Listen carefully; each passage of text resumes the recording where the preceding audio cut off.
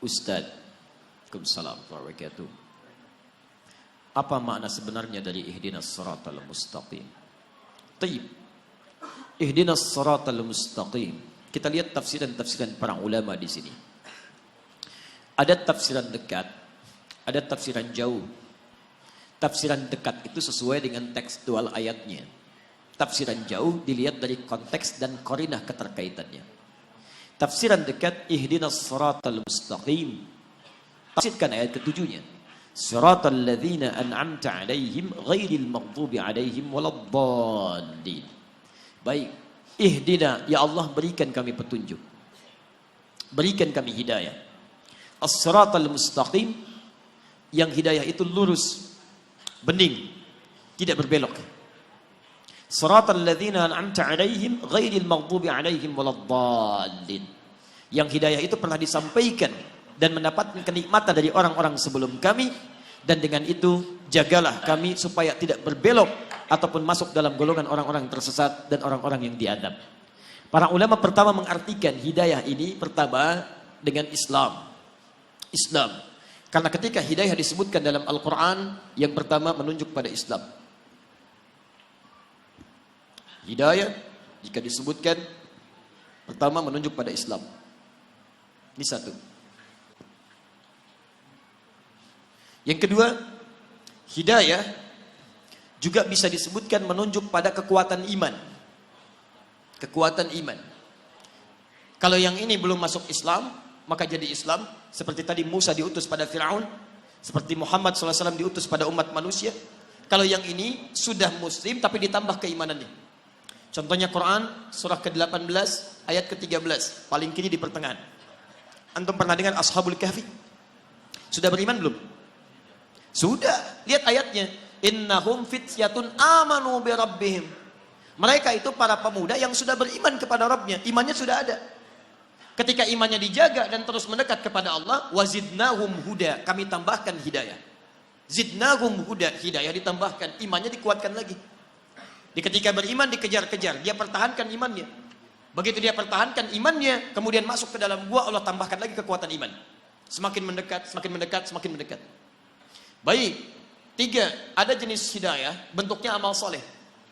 Jadi kalau orang diberi hidayah oleh Allah Subhanahu Wa Taala, artinya diberi jalan untuk beramal soleh. Petunjuk untuk mengerjakan amal soleh. Dalilnya Quran surah kedua misal Al-Baqarah dari ayat kedua sampai ayat kelima.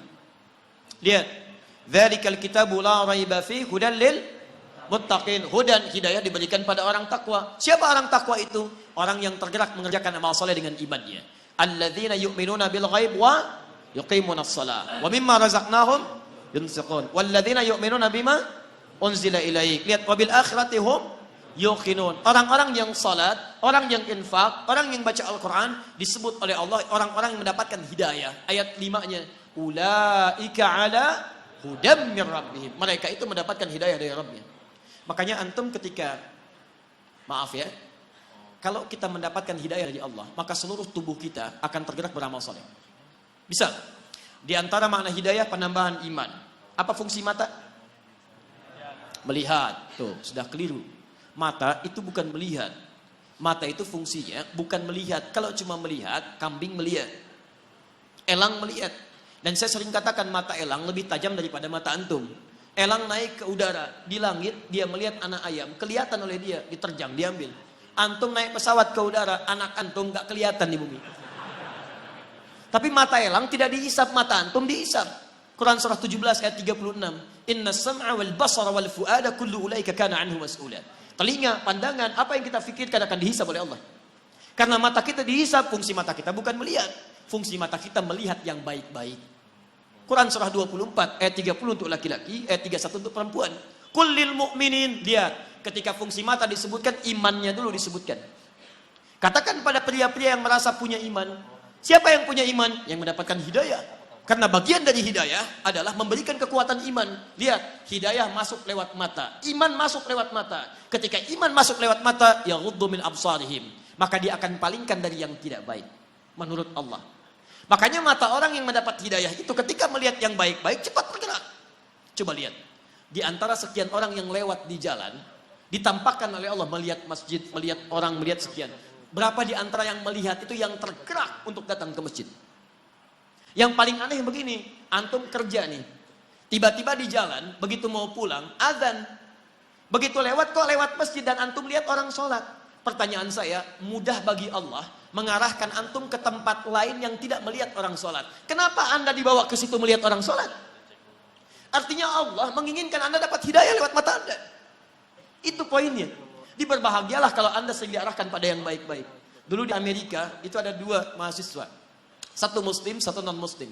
Yang muslim sering berdakwah dengan akhlaknya. Dan dia sering lihat yang baik-baik. Channel One dia putar.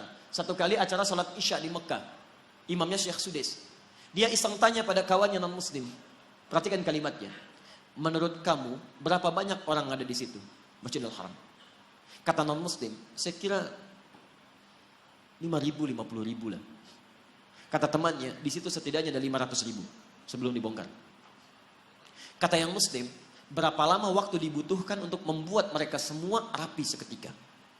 Kata yang non-muslim, saya pikir 3 pekan. 3 pekan. Dia kira dibariskan satu-satu. Perhatikan kata yang muslim. Saya akan tunjukkan pada Anda, tidak sampai 5 menit semua baris rapi. Masya Allah. Kata non-muslim ini, saya tidak percaya. Kata yang muslim, lihat. Begitu iqamat. Allahu Akbar, Allahu Akbar. Masya Allah. Yang tawaf berhenti semua. Rapi, menghadap. Belum 1 menit. Sudah bengong. Tunggu. Jangan dulu bengong. Begitu Syekh Sudes memulai. Istaw. Istaqimu.